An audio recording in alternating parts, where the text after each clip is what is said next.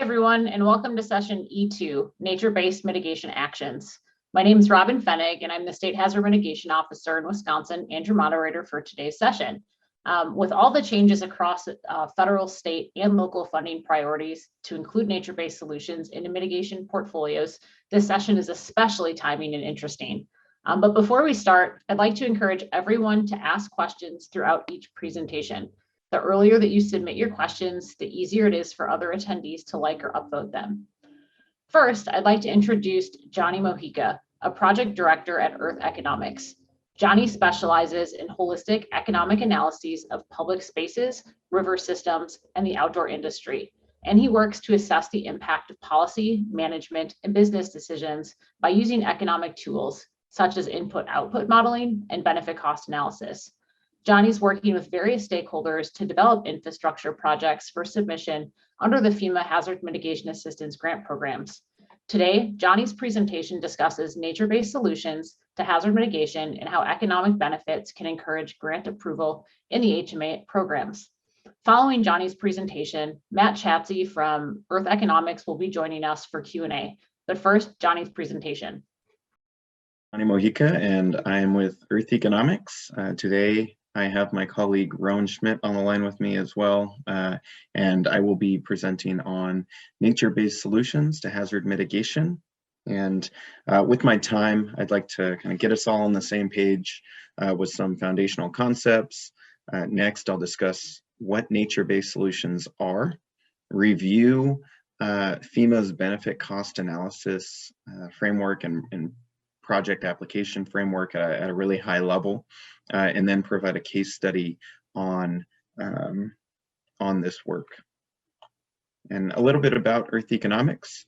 We're a 501c3 nonprofit, and our mission is to take nature into account, and we do that so that decision makers can be more informed when they allocate resources. And specific to this topic, we help communities overcome the barriers they face in implementing nature-based solutions to hazard mitigation when they apply for FEMA funding. And we really do this in several ways, 3 ways. And so this may be done through awareness raising and education with local communities on the opportunities to access FEMA funding, or educating state mitigation staff on various opportunities for nature-based solutions. It may be playing a larger role in assisting in the preparation and submittal of hazard mitigation projects. And then we do work on policy as well. So helping push forward FEMA policy so that it makes it easier to access nature-based funding for nature-based solutions. And whether that's shifting the language in certain bills, or changing the way that FEMA conducts benefit cost analysis. And actually, largely my work focuses on one of the biggest hurdles that communities face, which is that benefit cost analysis. And one of the first key concepts that I'd like to lay out is to think about what has value, and what are the benefits of these projects, and how do we value those benefits. And so what kind of the process is there is, first you have to identify that something has value, and then you ask, okay, well, how do we measure that value? Can we quantify it? And then can we monetize that? Can we turn that into a common dollar denominator? And one of the key concepts that we first have to understand is the various types of capital. And when we think about capital, there's really 5 different types of capital. The first one being built capital, and the value that built capital produces. So a windmill, for instance, produces electricity that can then be sold on the market. It's a fairly straightforward thing to value, and we've gotten really good at valuing this sort of capital. And we also have other types of capital that produce value as well. So we've got social capital, and that's the importance of trust and networks and institutions. We've got human capital and our skills, knowledge, and ability to innovate, and everyone's human capital on this call.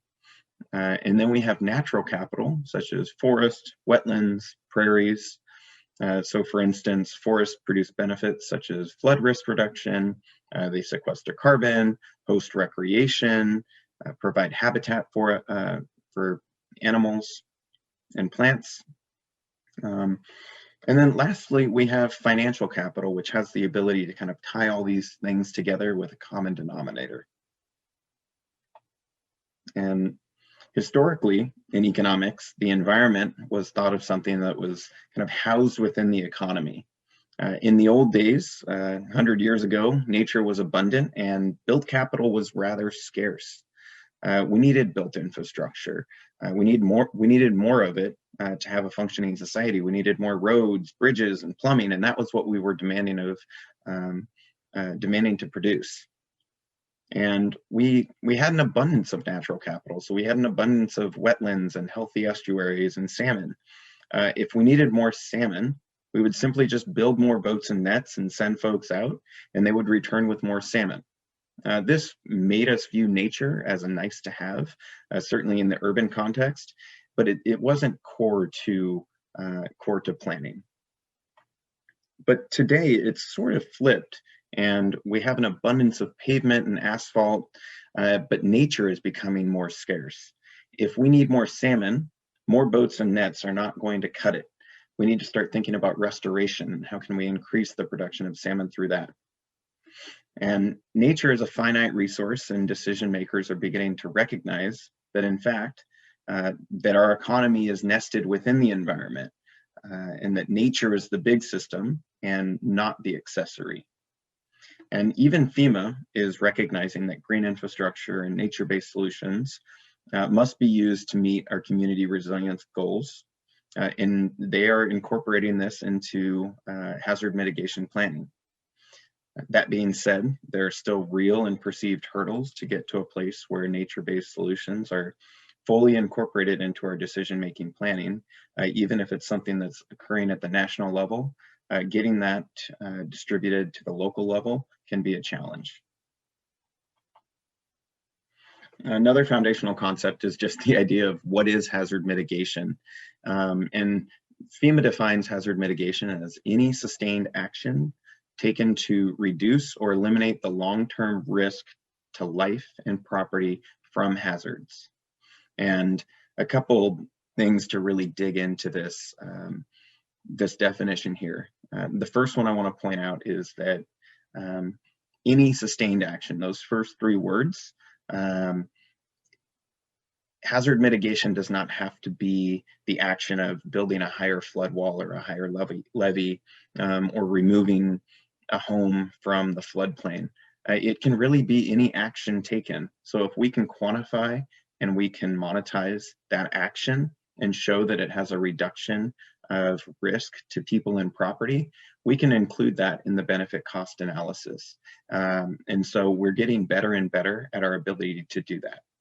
And that's what this work is really all about, is how do we quantify and monetize these benefits of natural solutions to show that they do have a real benefit, because it's really easy. I mean, in comparison, it's really easy to do this and compare or to value the benefits of removing a structure or of building a flood wall as opposed to restoration. And so we're trying to push that science and that economics forward. And speaking of nature-based solutions, the way that we kind of work with nature-based solutions and have been defining it as courtesy of the Nature Conservancy, which is to incorporate our nature-based solutions mimic or work in concert with natural processes to provide clean water, clean air, flood, fire, and drought risk reduction, and other benefits.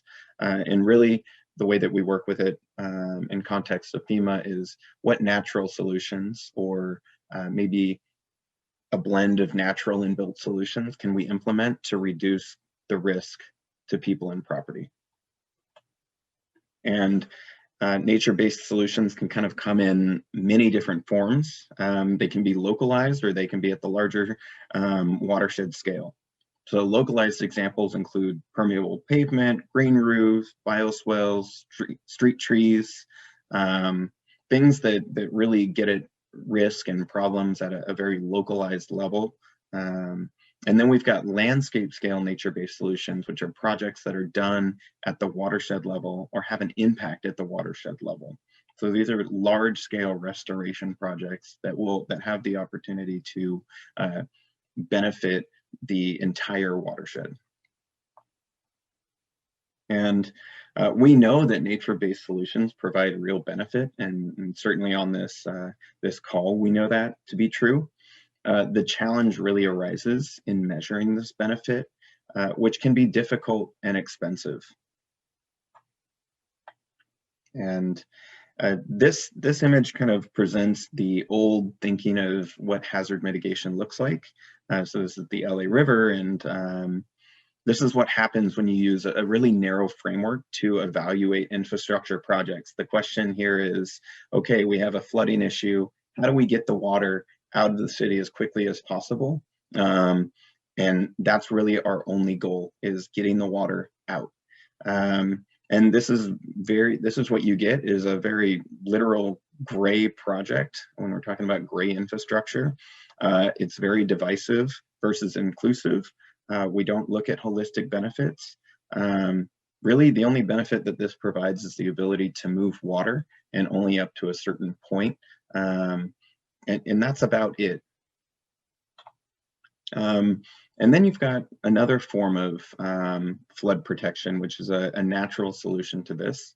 It meets a very similar flood control objective. Of course, the LA River flood control is a much larger scale, and this is a smaller scale example, but that's not to say that we can't do a large scale green infrastructure project that meets similar needs. And so we kind of define this as flood protection plus. So this is flood protection plus all of these other co-benefits that go along with it. We get salmon restoration, our habitat restoration, increased salmon flows here. We get water quality benefits that come along with this. There are aesthetic values, so increased home values, pretty much the contrary to what the previous example did. And our job as economists is to be able to describe the difference between the flood protection plus and the LA River flood protection cases in dollars and cents, and be able to provide a holistic look at what these benefits and costs are, and present those to decision makers. Now, let's talk about FEMA's benefit cost analysis. And one of the reasons that we focus on working with FEMA so much is that they're a fairly pragmatic agency, and they understand that if you can value it, you can include it, and let's not just limit ourselves to a very narrow set of solutions. And they recognize that natural systems are a foundational component of how susceptible a community is to natural hazards, and therefore nature is an integral part of a community's resilience plan. And they've actually more recently really defined that and doubled down on that through additional policy clarifications and policy changes, to really emphasize that natural solutions are part of the larger solution of hazard mitigation. And so a high level overview of the way that a FEMA project works and the benefit cost analysis works is you have to define the project. So you have to identify what the primary and secondary benefits are. You have to monetize those benefits where possible. So that could be avoided flooding to structures. It could be avoided road closures because of flooding over waterways. It could be reduced risk of wildfire. There's a ton of benefits that we can throw in this, as long as we can tie them back to damage to people and property. And then we identify what the project will cost. At the end of the day, it's a pretty simple calculation of comparing the benefits to the costs to give you what's called a benefit cost ratio. And all of these benefits and costs are estimated over the course of the project's useful life. So how long will this project be providing benefits for? and those benefits are discounted at a 7% discount rate, which is rather steep, but probably a conversation for another time. Other than the caveat that we do know that natural infrastructure provides benefits for a very, very long time and has been doing a very good job at it, and doesn't necessarily reduce in benefits that it provides over the course of time. And so I want to move on to a case study, and one of the areas that we worked I guess a couple years ago now, but this is a flood risk reduction project in Texas that we worked on following Hurricane Harvey. And the idea here is that we would come to flood risk with a nature-based approach. So our project partners proposed to acquire and restore 47 acres of land upstream of residential areas to reduce the height and velocity of the river downstream during storm events. Our partners recognized that forests and prairies and wetlands did a lot better job storing water than non-permeable or semi-permeable surfaces do. So it turns out that a gray parking lot does not do a very good job at storing water, and will just push that water downstream and really compound the effects of flooding further downstream. And so what you're seeing here is the green flood storage parcels, the flood storage parcels in green. And then downstream, you're looking at the 100-year floodplain in kind of that blue, baby blue area. And all of the little dots are residential parcels that reported damages during Hurricane Harvey. And so the flooding was pretty extreme down here. And we wanted to slow down the speed at which the water, speed and height in which the water would reach following flood events. And to do this, we proposed a floodplain and stream restoration project, and with an acquisition component. So we would acquire the land, and then we would spend FEMA restoration dollars on restoration to allow that that floodplain to act more naturally. We looked at 97 structures downstream, and we estimated what the reduction in flood height would be on those structures. So one of the, I guess, caveats here that I should say first is that modeling is really expensive.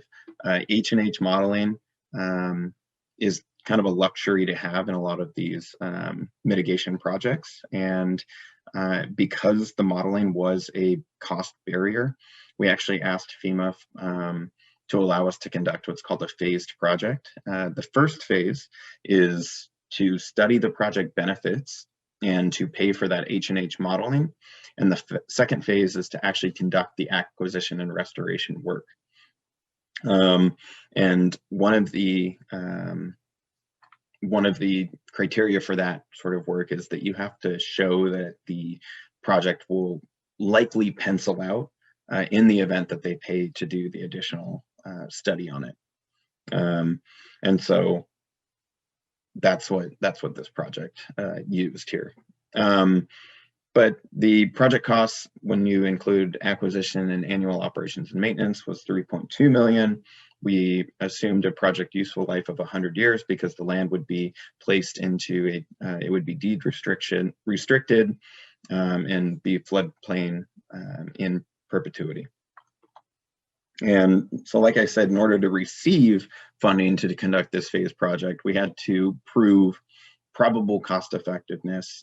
In essence, if FEMA pays to study this further, is it likely to pencil out?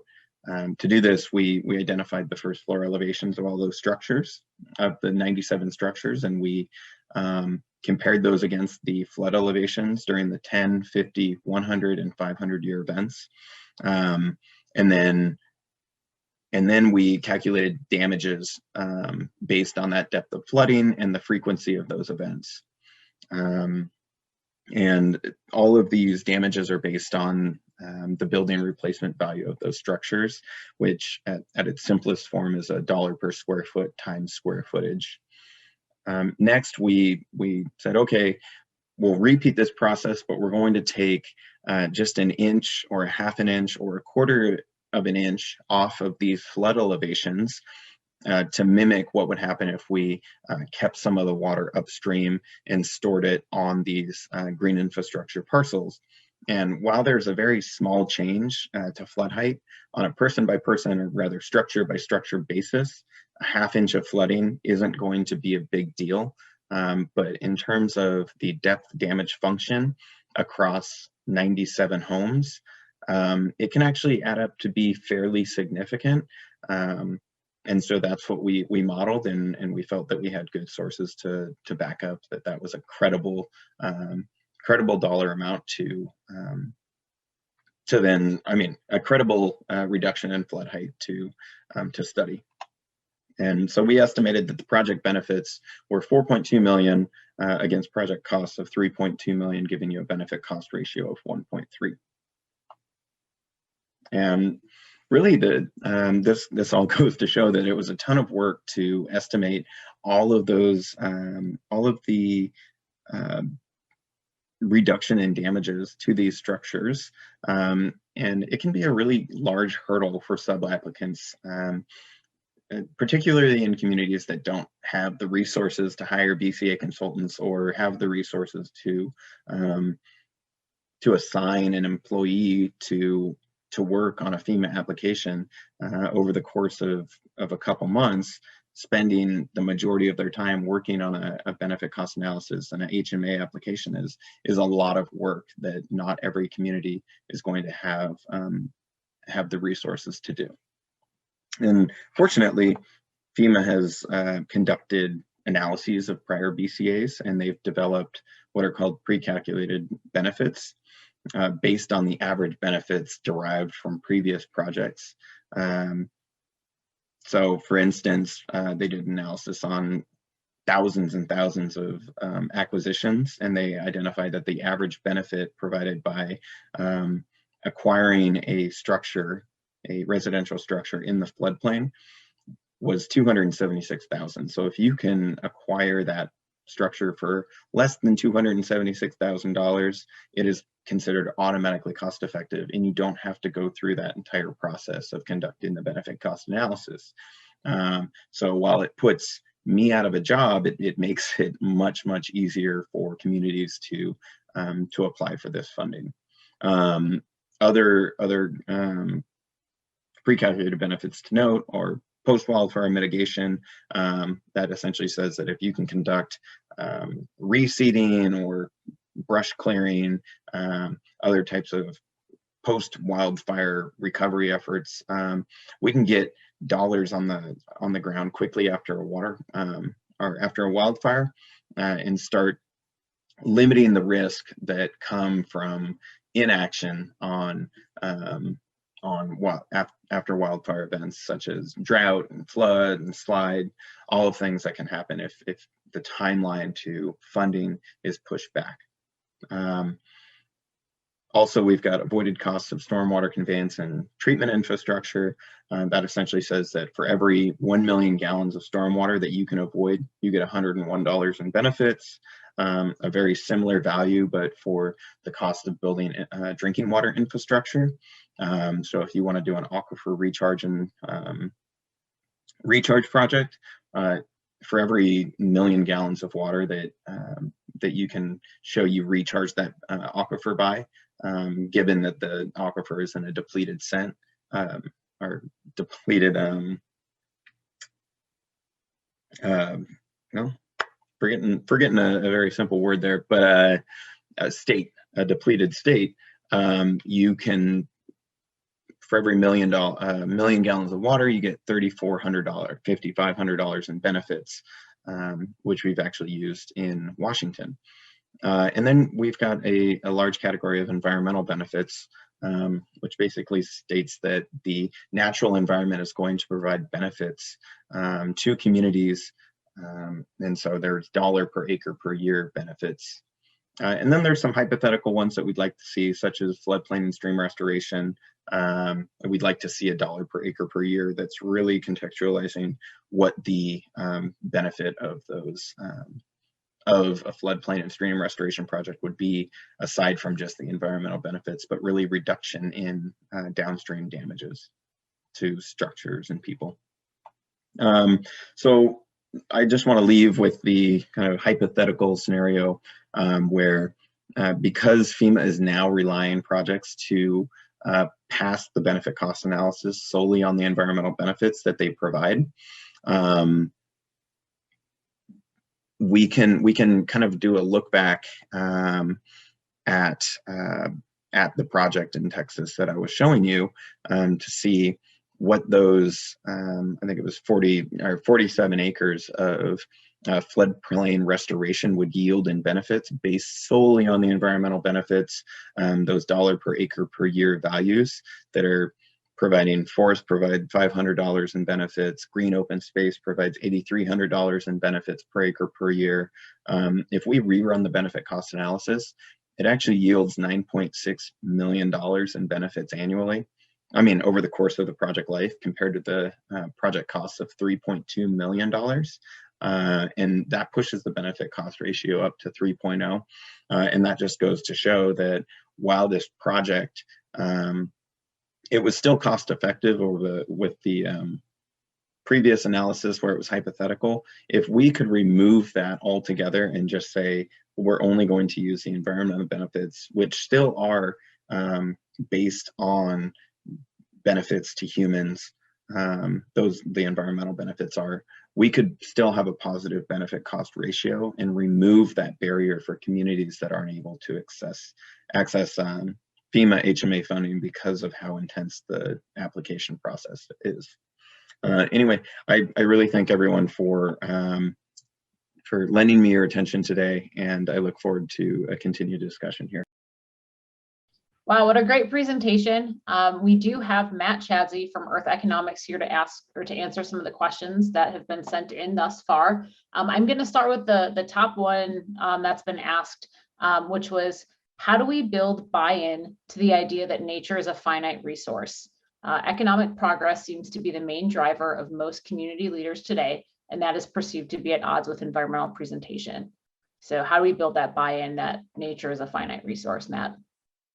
That's an interesting, great question. I mean, I think for many communities, it's becoming sadly more and more obvious that it's a finite resource. As you know, there's, for example, in coastal Louisiana, you know, the miles and miles of wetlands that used to protect from hurricanes are disappearing, and the hurricane damages are getting worse and worse from that. So a lot of communities, you know, as there's more pavement, more development, are definitely losing their natural solutions. One of the things that I think we hope to show is that nature is actually, in a lot of cases, the best choice to rebuild. Nature is the easiest, most cost effective, and provides the most broadly based community benefits to a lot of these problems. So you can have a park that retains stormwater in a major storm event and is a great park for, you know, families and playing and different things during the rest of the year. So I think we try to sort of bring together the economics and the and nature because there's really broad benefits both on both sides with developing many of these projects, and that sort of either or mentality that I think has caused some of the problems that we have now.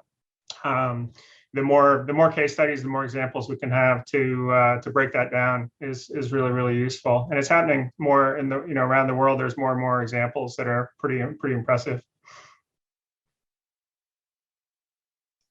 Thank you, Matt. Another question, I'm actually going to combine two because I think they kind of get the same thing. It's actually a question that I asked with Terry Zine from the Army Corps. And Terry mentioned that there, in the presentation, that there were 4 other areas of benefits, but financial capital seems to be the main focus when we're talking about benefit cost analysis.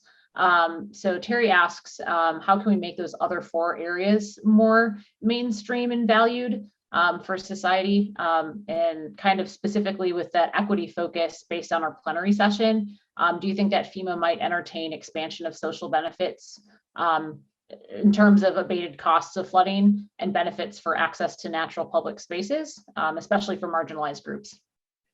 Another good question. It's hard to say what FEMA will do, certainly, but I think they're definitely heading in a direction to look a lot more holistically at the community-based impacts of these projects. One of the things that is interesting to think about here is not so much focus specifically on FEMA, but looking at broader funders and broader resources that can come into some of these projects. For example, HUD obviously does a lot of work with more disadvantaged communities and housing and risk reduction for storm events and hazards there as well. And so a lot of times, I think these projects can have multiple funders and multiple concepts coming in to help them. Similarly, local groups have different goals and interests that can come in either as partners or as funders as well to develop more sort of diversity type programs and inclusive programs for the community members. So I think FEMA is probably heading in the right direction, is getting more interested and able to look at those, but there's a lot of other resources. And really, I think FEMA, as they put together the BRIC program, they're looking for partnerships. They're looking for what the local hazard mitigation planning process is like, and how all these different components can be met, so that the applications get stronger and stronger with those. So I guess I'd encourage folks to think really, really broadly about that. And it looks like we have some thoughts from Angela from FEMA as well.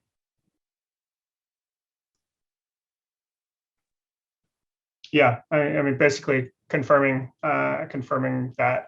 One of the other things I would say that, at Earth Economics, we do in looking at benefit cost is not all the holistic benefits necessarily apply to the specific requirements of FEMA and these programs, but looking more broadly as well. What are the benefits for local businesses? What are the benefits for jobs in the community? What are the other types of benefits, maybe air quality and things like that are associated with the project? So I think casting a very wide net is also something that can be done and can bring in more partners as well. I'm going to ask one more quick question. The pre-calculated benefits policy published in August of 2013, it's now 8 years old. Do you think there'll be a modified version of that policy for inflation with the CPI? Oh, that's a good question. I'm not sure specifically about the inflation factor for that. I know Johnny would be able to answer that. I do not have that specific item. But I know that they're continually looking at and building in new pre-calculated values. So wildfire has been some of the most recent values, and they're consistently looking as more data comes in from these projects and more of these types of analysis are being done. I think they're doing a very good job, moving that along. So I would expect potentially additional values, and I would also expect updates as the data warrants for what's coming in new. Awesome. Thank you so much, Matt. Just because it's time to start our next session. Thanks again to Matt Chadsey for being here to answer the questions from our first presentation. Next, I'd like to introduce Matt Lyttle and Angela Gladwell. Matt Lyttle is an associate director in the national security segment at Guidehouse. Before joining Guidehouse, Matt served as staff to the Senate Homeland Security and Government Affairs Committee, where he developed legislation on green infrastructure, disaster resilience, and federal emergency management. Matt has held several positions within FEMA's National Preparedness Directorate, including as acting deputy director of individual and community preparedness. Also, Angela Gladwell serves as FEMA's Director for Hazard Mitigation Assistance in the Mitigation Directorate within the Federal Insurance and Mitigation Administration. Throughout her more than 20 years of experience in emergency management and environmental policy, and over 12 years leading federal programs, Ms. Gladwell has worked to inform public decision-making and improve intergovernmental collaboration, partnership, and transparency in reducing the nation's risk to natural disasters. Matt and Angela's presentation, Bootstrapping Federal Grants on Your Way to Green Resilience, features best practices and successes in planning and funding nature-based infrastructure. Matt and Angela, take it away. Hello and welcome. Thanks for choosing this ASFPM session. I'm Matt Lyttle, and I'm an Associate Director at Guidehouse. I support federal clients in their resilience and transformation initiatives. And I'm Angie Gladwell. I'm the Director of Hazard Mitigation Assistance at FEMA. For the next 20 minutes or so, Angie and I are going to talk to you about federal mitigation grants, which agencies have them, what they pay for, and who can help you make the most out of those grants. We will also share ideas about green infrastructure, the nature-based mitigation solutions that restore, mimic, or enhance nature and natural systems. We look forward to answering your questions at the end of this session, so please jot them down as we go. Angie, would you like to get us started? Sure, let's go to the next slide.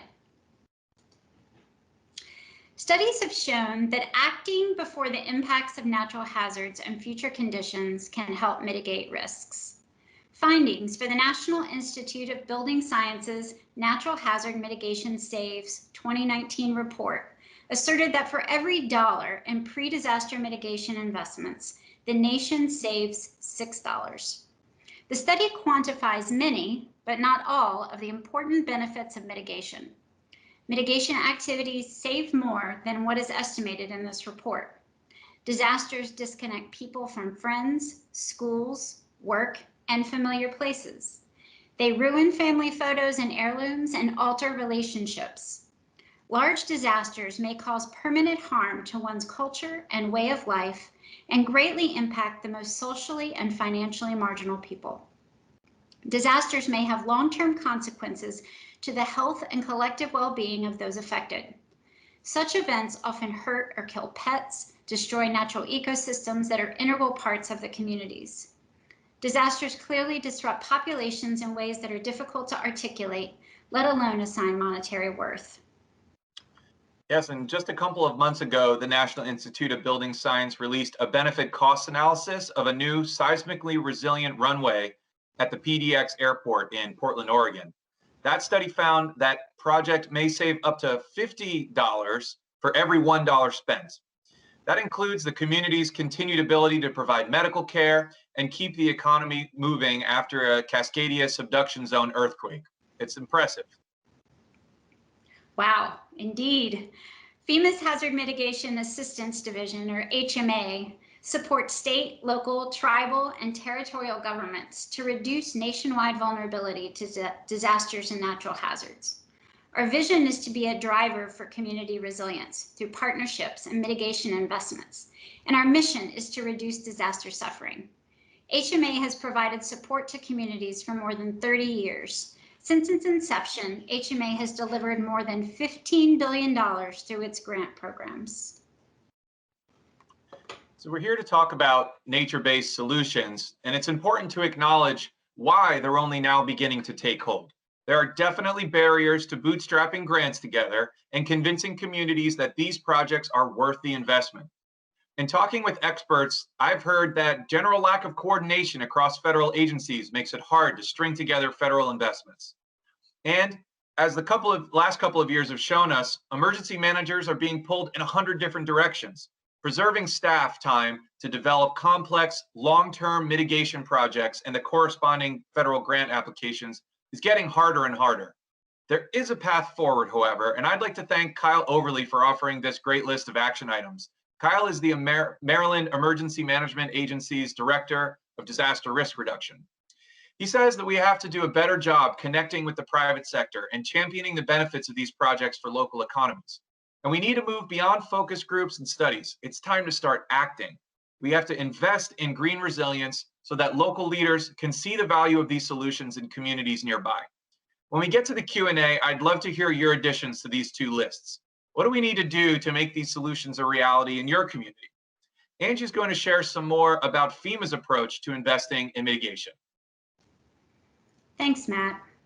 At FEMA, our commitment starts with the National Mitigation Investment Strategy. Finalized in 2019, this strategy was developed by the Mitigation Framework Leadership Group, or MITFLAG, an interagency body led by FEMA that develops and coordinates mitigation policy across the federal government. The National Mitigation Investment Strategy frames the initial steps needed to more effectively and efficiently advance the practice of mitigation investment nationwide. Effective mitigation investments can save lives and money. So there are three goals in the mitigation investment strategy.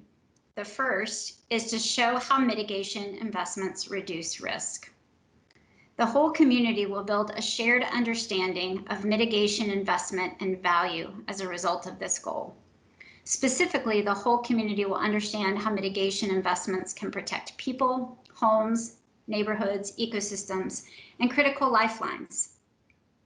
Partners will create a shared vocabulary and common measures to communicate information about risk and find opportunities to educate, hire, train, and develop a base of qualified mitigation professionals. The second goal is really the heart of the investment strategy, and that is to coordinate mitigation investments to reduce risk. As a result of this goal, the whole community will coordinate mitigation investments through shared risk information, reinforce strategies for risk reduction, and easier access to funding. Such coordination will help the whole community justify investments and choose the most cost-effective and reasonable actions. And the third goal is to make mitigation and investment standard practice. As a result of this goal, the whole community will factor mitigation into all investment decisions, regardless of the funding source, especially for buildings and infrastructure. Partners will promote financial products that protect investments from risk. They will also make mitigation standard professional practice, critical to safeguarding critical lifeline services and national safety and security. Implementing this strategy is not a federal-only task. In order to address the problems before us, we need everyone, citizens, communities, states and tribes, the private sector, the federal government, all doing everything they can to reduce disaster suffering. Success also depends on collectively finding ways to link, leverage, and align what we're already doing to meet these goals. And that's why we're here today. So let's walk through some of FEMA's mitigation funding. FEMA provides mitigation funding through its hazard mitigation assistance and public assistance grant programs for eligible activities that reduce disaster losses. States, local communities, tribes, and territories are eligible to apply for funding. The Building Resilient Infrastructure and Communities and the Flood Mitigation Assistance Programs are on an annual application cycle. The Pre-Disaster Mitigation Grant Program has been replaced by the BRIC program for new funding beginning in fiscal year 2020. The Hazard Mitigation Grant Program and the Hazard Mitigation Grant Program Post-Fire are on a disaster application cycle. For HMGP and HMGP Post-Fire, applicants may be eligible to request up to 2 90-day extensions. PA mitigation funding is not on a funding cycle and is available as part of the recovery following each major disaster.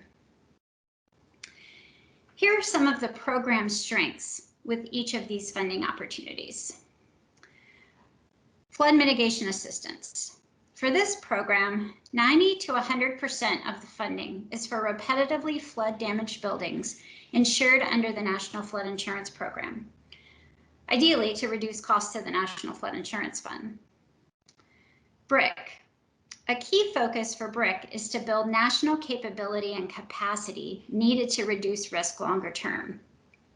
By cultivating shared responsibility for investing in mitigation, encouraging a culture of resilience, building state and local capacity, and promoting partnerships, BRIC provides a critical opportunity to invest in a more resilient nation, reduce disaster suffering, and ideally reduce costs to the Disaster Relief Fund. PDM. Over the past 18 plus years, PDM supported state, local, tribal, and territorial governments with implementation of mitigation projects before a disaster strikes to build stronger, more resilient communities. As mentioned on the previous slide, BRIC replaced PDM for all new funding beginning in FY20, and projects awarded with FY19 funding and prior will continue to be monitored until they're completed and closed out. We also have 3 other mitigation funding opportunities. HMGP, it provides significant funding and discretion for states, tribes, and territories to mitigate post-disaster based on their priorities. HMGP post-fire provides significant funding and again, discretion for states, tribes, and territories to mitigate after a wildfire disasters. And PA mitigation, it's not an HMA grant program, but its strength is to improve long-term resilience and mitigation against future disasters during the recovery process. So let me pass it to Matt for our next section on non-FEMA funding sources. Matt, over to you. Yeah, thanks, Angie. Let's talk about mitigation funding at other federal agencies. There's a bunch out there, and my guess is there is more to be announced in the near future. First, at EPA, you have funding and technical assistance that really runs the gamut. In my opinion, some of the EPA options can help your community sustain its efforts and engage the larger whole community. For instance, the People, Prosperity, and Planet grants are a unique opportunity. It's a competition that is open to teams of college and university students working to design solutions for a sustainable future. P3 offers students hands-on experience that brings their classroom learning to life, while also allowing them to create tangible changes in their communities. And at HUD, we're all familiar with the CDBG-DR, the Community Development Block Grant Disaster Recovery Funding after a federally declared disaster. These funds can be used as a cost share for other federal grants with approval from the agency that administers the CDBG funding and HUD. And the 203K rehab mortgage from HUD can be used to rehabilitate homes and even pay for elevating a home above base flood elevation. 203K funds are available to homeowners before and after flooding events, so it's a great option to build resilience in the existing housing stock. And there are some fantastic grants and technical assistance from NOAA and the Army Corps of Engineers as well. NOAA has its Coastal Resilient Funds, but communities anywhere in the country can take advantage of the Environmental Literacy Program that funds activities in ecosystem stewardship. And the Corps of Engineers is no stranger to anybody on this call. I'd like to find a community where the Corps' Silver Jackets are actively collaborating with a local community emergency response team. If you know of one of those, please be sure to enter it into the chat. Now let's talk about partnerships and how they can help maximize these federal dollars. Angie? Thanks, Matt. A unique aspect of BRIC is a deliberate commitment to promoting partnerships and networks to help applicants build capacity and capability through collaboration and information sharing. FEMA wants to help encourage and support stakeholders in partnering with new types of organizations and establishing lines of communication where none have existed previously. In particular, we want to promote collaboration with other federal and nonprofit partners like HUD and the Nature Conservancy, with whom we've had long-standing relationships, as an example. As Matt mentioned, HUD's Community Development Block Grant Program is an integral program which can work in tandem with BRIC to help communities fund projects. The Nature Conservancy, on the other hand, works to support green infrastructure development and can be an asset with project planning. These types of partnerships can be leveraged with other programs and organizations that can provide funding and financing for nature-based solutions or work towards common goals across programs, such as green banking, environmental or wildlife protection, etc. These are just two examples. Other organizations like the National Association of State Energy Officials, the Smart Cities Council, the Business Council for Sustainable Energy, and numerous others play a role in helping communities be more forward-leaning in the green infrastructure space. Partners can act as, one, champions, those who spread our message. They need a system to push them content, and then they push it out to their constituencies. Second, service providers at all levels, who can provide technical expertise in mitigation, including groups which have technical expertise in engineering or training. And third, connections to other funding that can be leveraged to support mitigation. The goal is to create a network to build up a group of people who know about and can tap into the right ideas and the right resources to reduce risk. We encourage communities to reach out to their state or tribal hazard mitigation officers to identify ways they can support FEMA mitigation grant applications and projects. It's important to work on building that relationship now. I also want to encourage everyone to begin preparing for the next cycle or year 2 of BRIC. We're not expecting significant changes from year one, and now is the time to work on developing partnerships. Matt, can you share some of the partners you've worked with on your projects? Sure thing. And as Angie hinted, I am also a strong believer in partnerships, whether it be in preparedness, mitigation, or really any other community-based activity. Partnerships take work, especially the most fruitful ones, but the value to you and to your community really is invaluable. Like Angie said, some partners may help open up access to funding, but they also provide access to segments of your community that may have been previously out of reach to the staff in your office. That's so important as we try to develop more equitable and more just disaster solutions. And in my experience, partners can drive engagement on your issues long before and after your main intervention. Every mitigation project is an opportunity to teach local residents about the value of these activities. With the helps of the groups listed here and those like them, you can imagine fourth grade class trips to learn about your mitigation project for decades to come. You may have heard of many of these groups before, but I'd like to highlight NEEF, the National Environmental Education Foundation. They recently launched a Restoration and Resilience COVID Recovery Fund to support public lands that have been impacted by increased use during COVID-19. This NEEF grant and others will support conservation and maintenance projects, accessibility, and a bunch more. Angie is going to talk a bit about cost shares and how to make the most of that. Angie? The identified matching fund types are applicable to all HMA programs, and this slide summarizes the examples and considerations for different matching fund types that bring the level of innovation and funding that we're looking for. This slide showcases many ways where partnerships can help communities pay for projects. I'll stay on this slide for a few extra seconds, but I'd like to make sure we have time to discuss nature-based solutions. It's important to note that each cost share contribution comes with its own strengths and limitations. For instance, donated resources. It can be a great way for private sector and community groups to get engaged, but they do require some extensive documentation and must meet required codes and design standards. Next slide. So how do we tie sustainable environmental management practices into existing mitigation funding opportunities? Nature-based solutions use approaches such as, but certainly not limited to, restoration of grasslands, rivers, floodplains, wetlands, dunes, and reefs, living shorelines, soil stabilization, and bioretention systems. The BRIC program will encourage mitigation projects that utilize nature-based solutions that enhance resilience, although these projects can be funded across our HMA programs. When talking about future conditions, we're thinking about how changing conditions will impact communities and their resilience over time. Examples of changes in future conditions include, but again are not limited to, population changes, demographic changes, climate changes, and land use and development shifts. Mitigation projects that take future changes into account will likely help these communities to be more resilient as conditions change and evolve over time.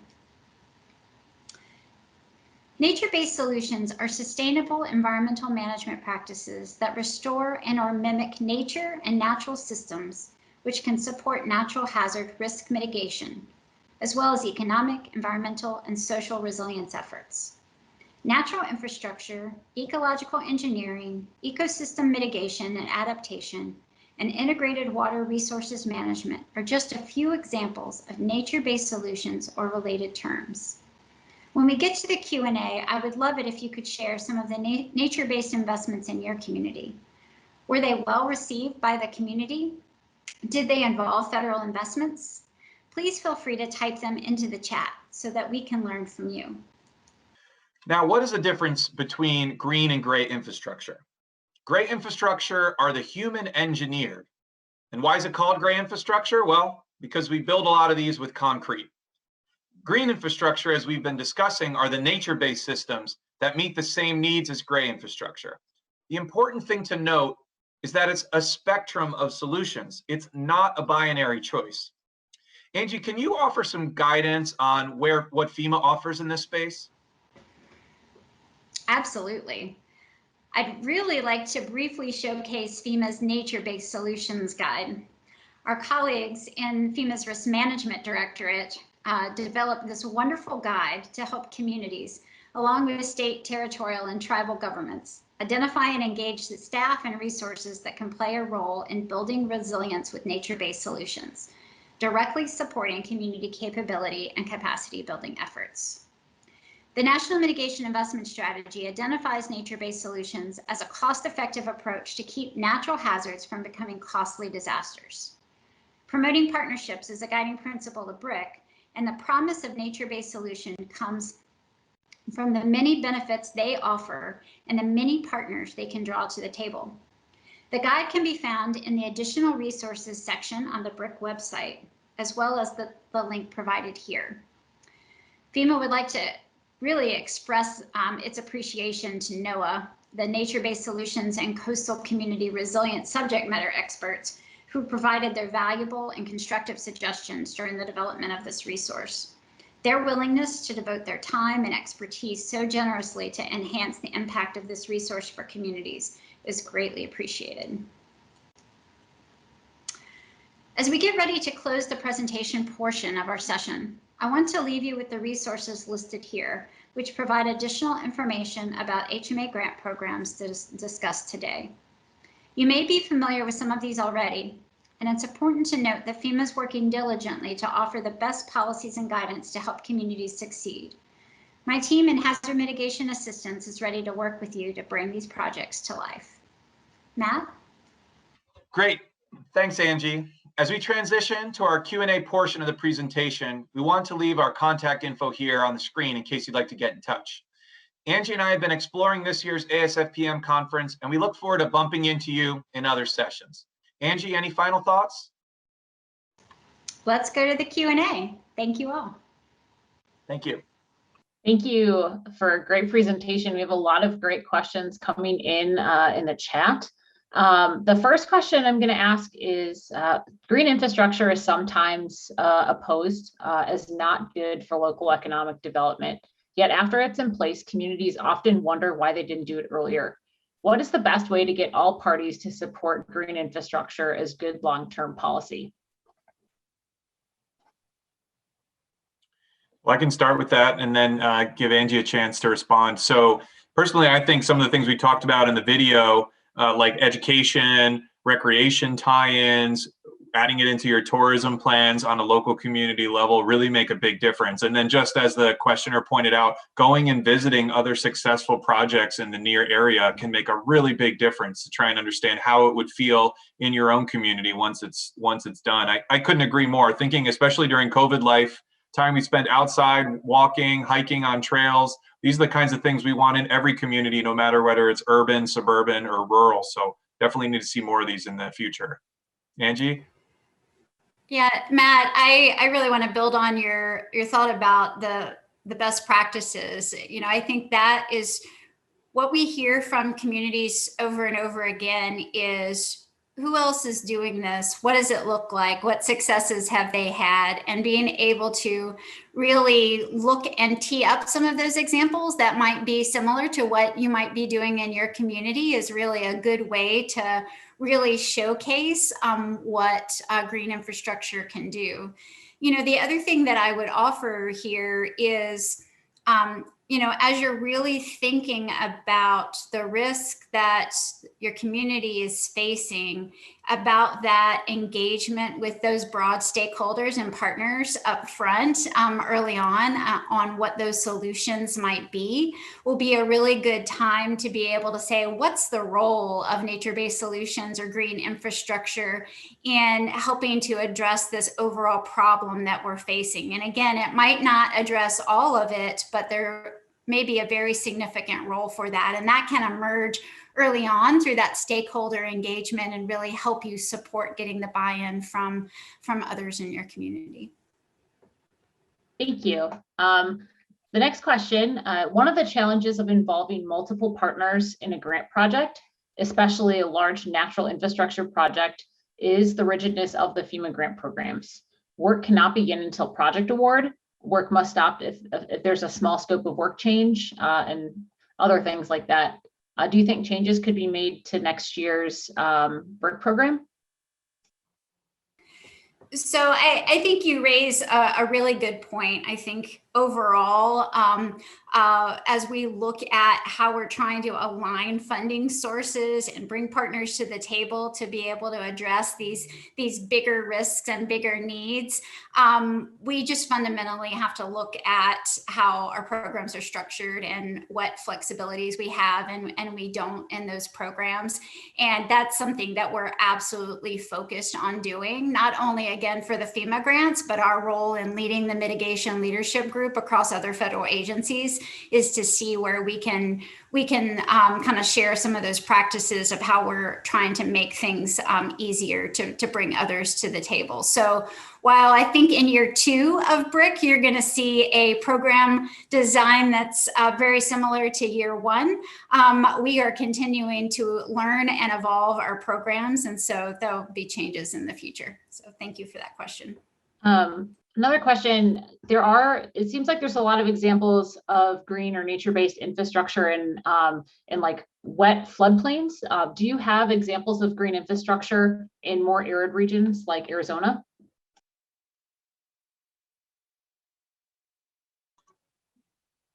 It's a good question. I'm not aware of any, but certainly for every hazard, there's opportunities to make changes to the natural landscape or to build buy-in to protect what's already there to make the most of it. Angie, do you have any specific examples of more arid areas?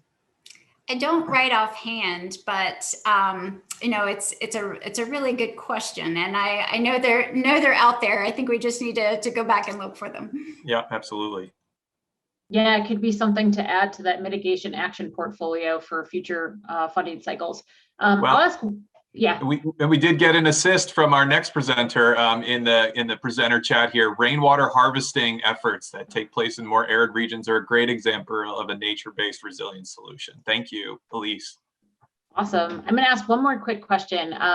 I think with BRIC's emphasis on infrastructure, we're seeing, more sub-applications coming in for BRIC that have that government loan program aspect, like was mentioned with EPA or USDA with some of their revolving loan funds. Do you think that FEMA might be able to share how many sub-applications in this cycle might utilize some of those, I would say, non-traditional like loan type programs? Just to get, in some of the outreach that'll be happening this summer. Is that something that we could do, Angela? Yeah, I mean, I think as we move forward with selections in the summer, we want to bring as much information and data as possible back to the communities on what we've learned through this process. And so we're going to be looking at and sharing that data and information in many ways, and also planning again more summer engagement like we did last year. So I think there will be a lot of opportunities for us to share that information out more broadly. Well, thank you again, Matt and Angela, for all of your time. We are going to head to our last presentation of the day, which features Elise Ibendahl. Elise is the Global Technology Lead for Flood Modeling and Planning for Jacobs Engineering Group. She's a licensed engineer in the state of Missouri, a certified floodplain manager, and has over 23 years of experience in water resources. She was a past ASCE Region 7 governor and is a current trustee for the ASFPM Foundation Board. One of her co-presenters, Chris Allen, is also from Jacobs Engineering Group. Their presentation will explore biomimicry as a method for analyzing regional systems to provide clues and well-informed integration of nature-based solutions in community resilience planning and design. Elise, we're excited to hear from you. Take it away. Hello, everyone. I'm Elise Ibendahl. I'm the Global Technology Lead for Flood Modeling and Planning from Jacobs, and I'm here today with Chris Allen, who is a senior consultant heavily involved in biomimicry and natural solutions from Jacobs. Our presentation today is about biomimicry and nature-based solutions, designing for optimized social and ecological value.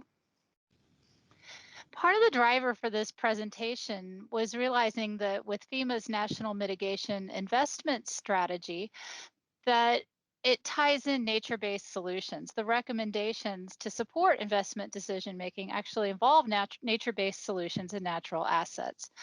Essentially, the whole community should consider nature-based solutions like green infrastructure to cost-effectively manage impacts of natural hazards.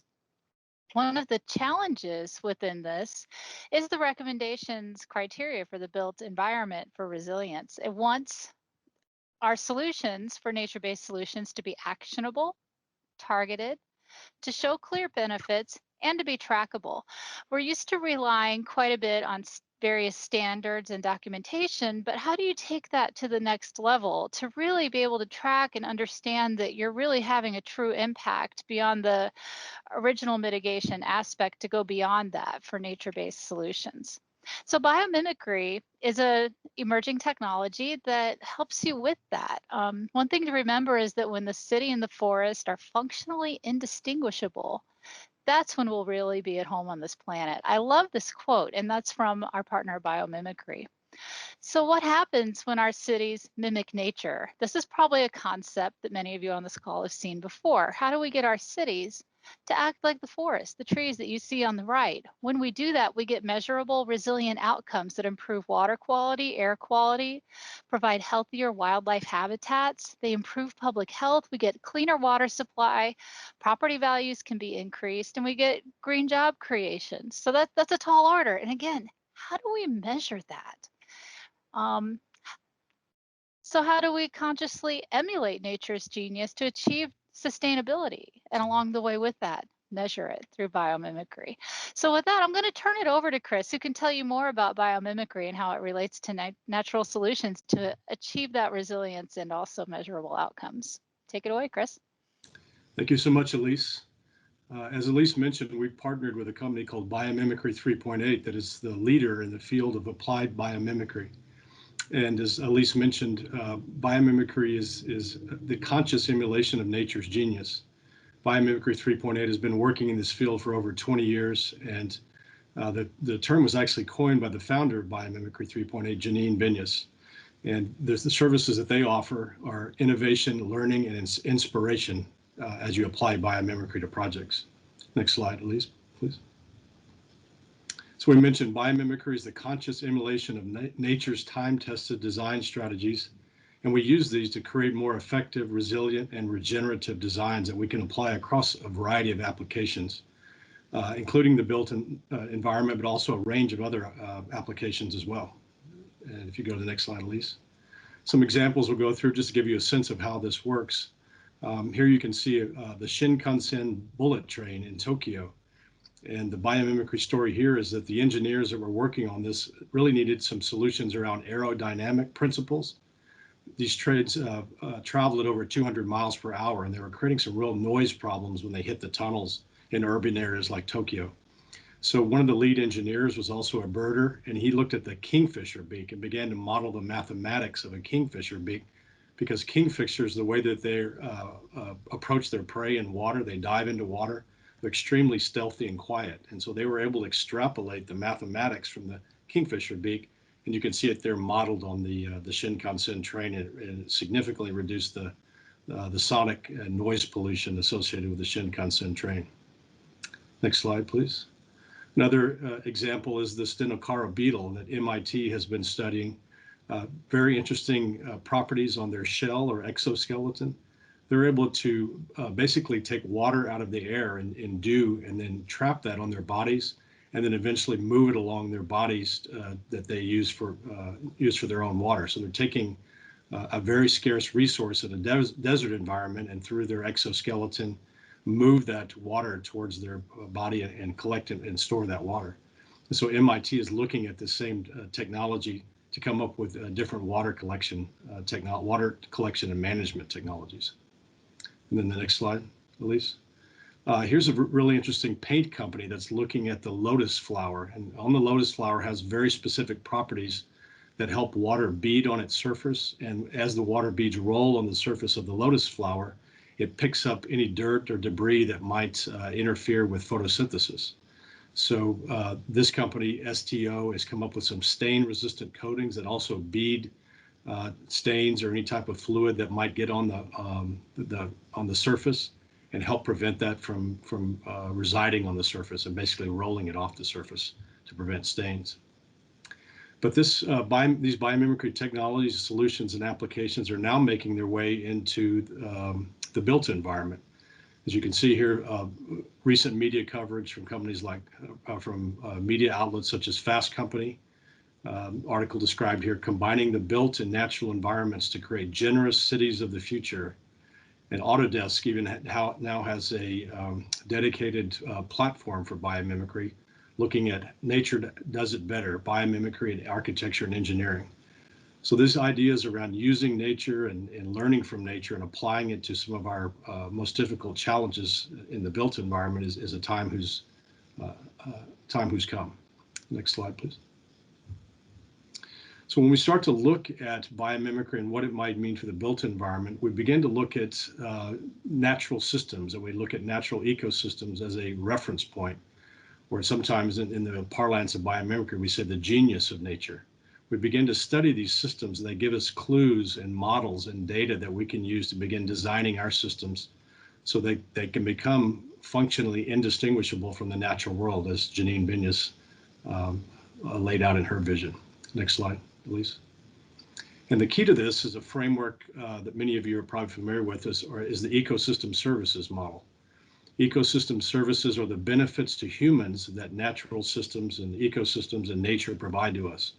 And you can see here in the slide that they're broken down into 4 basic systems. One is the cultural benefits and value that we derive from nature. I'm not going to go into each one of these, but there's a range of things that nature do for us that create all kinds of social benefits and value, ranging from public health to recreation to aesthetics to science and education, the many benefits that we enjoy from our interaction with nature. Then we also know that nature provides us with things like food and energy and fresh water. So that's the provisioning aspect of ecosystem services. Then going around the wheel there, we can look at the regulating benefits and services that nature provides us, and that's erosion and purification of soil and water and heat island regulation, pollination, water regulation, a range of benefits that we really rely on, society relies on from our natural systems and our natural capital. And then lastly, our supporting services. And that's the extremely important properties around photosynthesis and soil formation and nutrient cycling that we really just couldn't live without. So then when we look at these ecosystem services and from the biomimicry lens, we start to think about how can our built environments and the things that we design also provide these level of ecosystem services. And that's moving towards a framework that we call positive performance in design. Next slide, please. So what is positive performance? Positive performance is using biomimicry to learn from our natural and surrounding environments to teach us how our built environment projects and our design solutions should perform in a regional natural systems context. Next slide, please. As we know, ecosystem services, just we were describing, are generous. They create all kind of benefits like biodiversity and temperature regulation, all the things we just went through in the wheel. So how do our built environment projects and the things that we design also become generous? Next slide, please. So how do we take this practice of biomimicry and how do we move it into actionable, targeted solutions for the built environment? And that's what positive performance represents as a framework. Next slide, please. So how do we do this? Working with our partner, Biomimicry 3.8, who developed this methodology, we have essentially a 4-step process. I'll briefly go through that. In the first part of the process, we're really benchmarking and we're learning from the local ecosystem. So if we have a project, let's say in a coastal wetland area, we want to go into that area and begin to understand what are the regional natural systems that we can identify in step 1 there that tell us about the conditions of that place and the site. What is going on here in terms of all the ecosystem dynamics, the socio-ecological dynamics that we need to begin to learn from. And from there, we move on to the second step where we begin to quantify the performance standards going on at those local reference ecosystems. We try to find as close as we can to the project site an intact or set of intact ecosystems that we can learn from. And we quantify what's going on there in terms of ecosystem services performance. That becomes our baseline for understanding where we're starting from. And from there, we moved then into our design strategies that we begin to, from an aspirational standpoint, match the ecosystem services performance of the baseline of the local reference ecosystem. That's where we begin to design towards positive performance to start to think about how can our built environment and our infrastructure begin to perform at the same ecosystem services level as local reference ecosystems. That's an iterative design process, and we'll go through some examples in a moment. And once we've arrived upon our designs that we think they have the best chance of optimizing for ecosystem services, we could then move into the implementation, where we begin to move towards actually implementing those designs towards positive performance over the long term. Next slide, please, Elise. So let's go through some of these steps just quickly. Here's a project outside of Durban, South Africa. This was a large aerotropolis project, and they had a challenge around looking at local wetlands. A wetland had been a long time ago converted into sugarcane. The idea was, what if the sugarcane was converted back into its more original natural wetlands? What might be the opportunities and improved performance we would get adjacent to a large aerotropolis or airport project? So in step one, the team went to identify the ecosystem service mentors. And you can see we looked at 3 different reference habitats there, W, Y, and P, relatively adjacent to the star where the aerotropolis project is. And there we really wanted to focus on these 5 main ecosystem services targets, if you will: carbon sequestration, nutrient cycling, air filtration, water storage, and biodiversity support. So there we went into the field, we took the baseline measurements of what's going on in these existing and relatively intact ecosystems with regards to these performance levels. Next slide, please. And from there, we began to quantify them using a methodology called the EASY tool. You can see the tool there that begins to put the quantification models to that. And there we looked at those. I'm not going to read those all out there, but you can see those are the basic parameters that we wanted to understand and we're able to capture from those 3 sites. Next slide, please. And for there, we begin modeling sustainable design interventions. What would we need to do on a particular site? In this case, in the aerotropolis project, we took a range of constructed wetlands kind of restoration measures. But we can also look at using that same methodology to create a range of sustainable designs. And you can see here some of these types of designs that you'll be quite familiar with. Now, the key difference here in using these strategies and technologies and design solutions that you see here is that we really want to begin to calibrate their performance towards those ecosystem service performance levels that we indicated prior in the baseline study. Next slide, please. So then how do we begin to measure how do we begin to identify how these targeted actionable solutions can go beyond standard rating systems and show clear trackable benefits? What does that actually look like in practice? Next slide, Elise, please. So here's where we get to the design modeling part of this. You can see here on the graph in the gray bar there, we have basically what we captured in our baseline modeling. And then in the green bar, you can see that we were basically trying to close the gap between what's happening in the baseline modeling and then what the aspirational values are in the intact ecological reference systems that we modeled. So then the design modeling and the iterative design process becomes calibrating our designs, testing our designs as we try to close the gap between what's going on currently on the site and what the aspirational performance would be if that site were to begin to perform at the ecosystem services levels that we see in the reference ecosystem site. So again, this becomes a design modeling exercise where we calibrate our designs, we test them, and we can tweak and modify our designs until we can really start to approach the reference ecosystem performance levels. Next slide. Let's talk about a few examples here that show how this works in action. Next one, Elise. Let's start with Ford Motor Company. Jacobs is currently engaged with our partner Biomimicry 3.8 on a range of projects for Ford Motor Company. Ford Motor Company has recently adopted the positive performance methodology as their corporate real estate sustainability strategy. So we've been testing the strategy out on 3 different sites, 2 just outside of Detroit, 1 at their corporate headquarters, and 1 at a new site they just acquired in downtown Detroit called the Michigan Central Station. So 1 is a new corporate headquarters, and another one is an adaptive reuse on about a 40-acre urban property in downtown Detroit.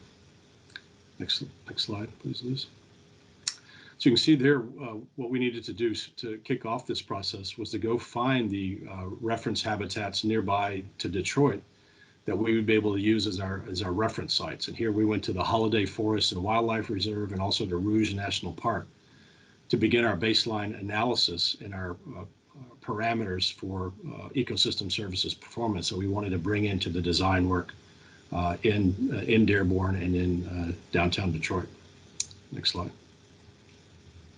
And from here back to the design process, once we had our fundamental baseline, we began looking at what are the different design solutions that we could bring not only to the site, but the building as well.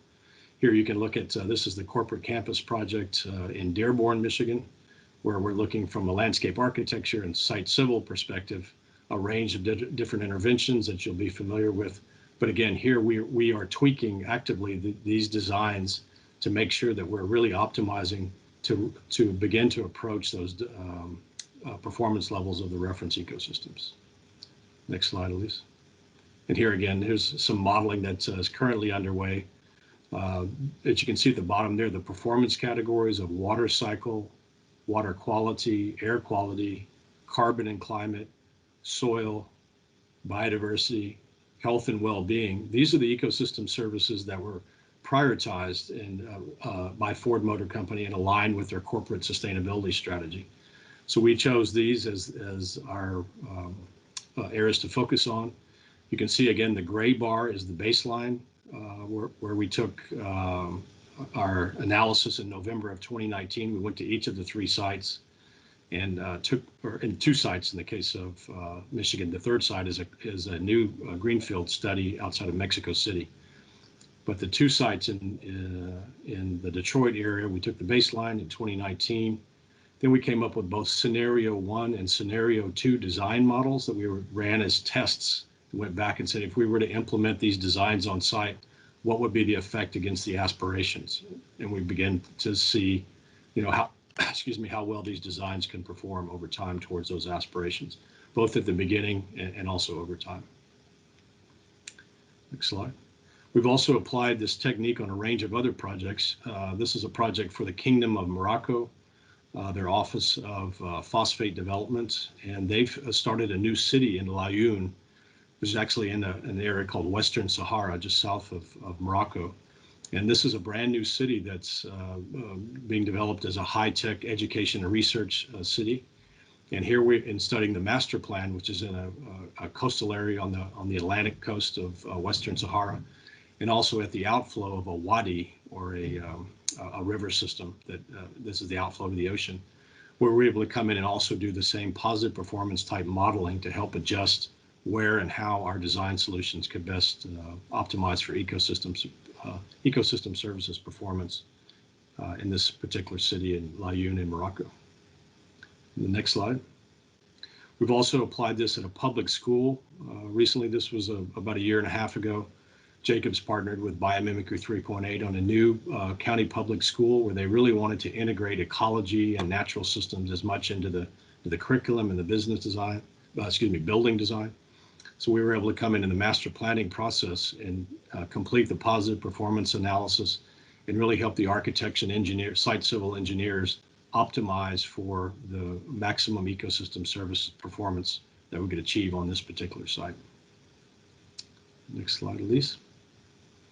And most recently, we've begun partnering with the U.S. Army Corps of Engineers, ERDC, the Engineering Research and Development Center out of Vicksburg, Mississippi, on a relatively new program called Engineering with Nature.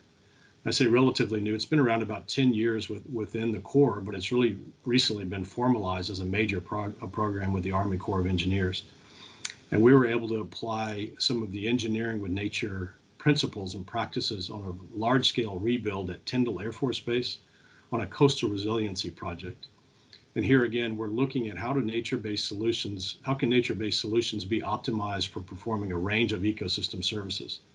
In this case, we're really focused on preventing coastal erosion and preventing stormwater flooding and sea level rise, coastal surge during a storm, a range of different benefits that we can begin to both use and quantify and directly communicate the actionable benefits of using nature-based solutions and engineering with nature. And the next slide. Next slide is a summary slide. I just want to recap what we were able to present to you today. And again, it's been my pleasure presenting with you, Elise, and I appreciate the opportunity to work with you on this. Just a brief recap and summary. Biomimicry, again, is the conscious emulations of nature's form, processes, and ecosystems that can help us create more sustainable and resilient designs. And a key part of that is looking to regional natural systems, and they provide data and inspiration that can guide us in the effective integration of nature-based solutions in our community and resilience planning and design projects. And the key feature in biomimicry is that it can guide designs that optimize ecosystem services, and this is where we get both our ecological and social value performance when we use nature-based solutions, which we know is key to the National Mitigation Investment Strategy. So that is our summary. Again, we appreciate the opportunity to speak to you today. Should you have any questions or follow-up, our contact information is there, and I'll turn it back over to you to close, Elise. Great, thanks. And what makes me excited about this with doing, floodplain restoration projects, a lot of times we have nature-based mitigation projects and we can follow the standards, but how do we know how well it really is doing and tie it back to a hyper-local site to really gauge that performance? And there's quite a bit of exciting potential there. So thank you, Chris, for sharing with us about biomimicry. With that, if anyone has any questions, we're happy to entertain them. Thank you. Thank you. Thank you, Chris and Elise. We have some questions coming in, and just a reminder for folks, please feel free to submit those as we're going through our Q&A. The first question is, in what ways can the principles of biomimicry apply to environmental and social justice concerns? I'll take that one, Elise. Yeah, from a biomimicry perspective, as I mentioned in the presentation, natural systems we see as generous. So they create all kind of different benefits and co-benefits. So if we apply biomimicry principles to our built environment and our built projects, how do we create the kind of cultural co-benefits that might help disadvantaged communities with access to nature? We know that there's a lot of attention right now that disadvantaged communities often lack access to nature, and how important or actually how damaging that can be to children without access to nature and the co-benefits that you see from natural systems. So I think that the real principle there that would be the generosity of co-benefits, the access to nature, especially with children and communities, and how can we build that type of thinking into our flood mitigation projects and our built-in projects in general. Thanks, Chris. The next question, our funding programs don't always support an iterative design process. Do you have any thoughts on how we can overcome those constraints or limitations? Yeah, thanks, Robin. I'll take that one. Yeah, it does require a certain amount of creativity, doesn't it? I think that, BRIC does allow phasing, so you could think about your application that way, and also explaining why you want to do it that way to evaluate the nature-based aspects of your project within the narrative and throughout your application. So there's, you got to look at it creatively within what's allowed within the particular application. But another thing is looking creatively, like the second presentation alluded to, is mixing and matching your grants. I have an example on a project I'm working on right now where we were designing a large flood mitigation basin, but the state was really wanting to work with us to fund nature-based activities, as was the local sewer district. So actually we were able to incorporate at the bottom of the basin and put in some weirs and stuff to really capture water quality benefits for smaller events, so made it dual function. And all of the extra, the plantings and the grading and the wetland pockets and everything was funded by a 319 grant and supplement. And we added then we were able to work with the local funding from the sewer district, also put in additional green infrastructure in forms of bioretention throughout the site, and also some permeable pavers. So whenever you start looking at, it's not just a flood mitigation project, it's also nature-based, it opens up more funding opportunities. And so a lot of times those smaller grants can really supplement the green nature-based parts as well. I'll get one last question. I'm going to go to this question just because I think it might be a little bit easier to answer with our time constraint. In what ways do you consult locals during the create step to assist with design strategies? It's absolutely imperative, and the stakeholder engagement is really an important part of this, what we call the socio-ecological aspects of biomimicry. So it's absolutely critical that we find the right stakeholders and work with local leadership groups to help us identify which stakeholders need to be at the table, which also, again, intersects with the social equity question that came earlier. Yeah, and I'll add to that. It can be really exciting when you do public engagement on these. The same project I was just mentioning, they really got the school district involved, and you wouldn't believe the turnout we had. You know, it's a flood mitigation project, and so people had been flooding. So of course it was a very popular public meeting, but the kids came, and I've never been grilled at a public meeting on nature-based solutions like I was by a 6th grader. I mean, these kids are smart and they want it, and they tell their families, and I think it just is really bright for the future. Awesome. Thank you so much. And that's all the time that we have for today. I'd like to take time to say thank you so much to our presenters for sharing your expertise today. All of the information was really great. And I think that based on the Q&A and some of the comments that we've been receiving, there's a lot of interest around this. And I'm sure that as BRIC continues to expand and change over the upcoming funding cycles, that this will be a topic we'll see a lot more of in future ASFPM conferences. I'd also like to thank all of the attendees who took time to send in questions and interact with us. And to those of you who just tuned in, we hope that you enjoy the rest of your virtual conference, and we'll see you in some future sessions. Thanks and have a great day.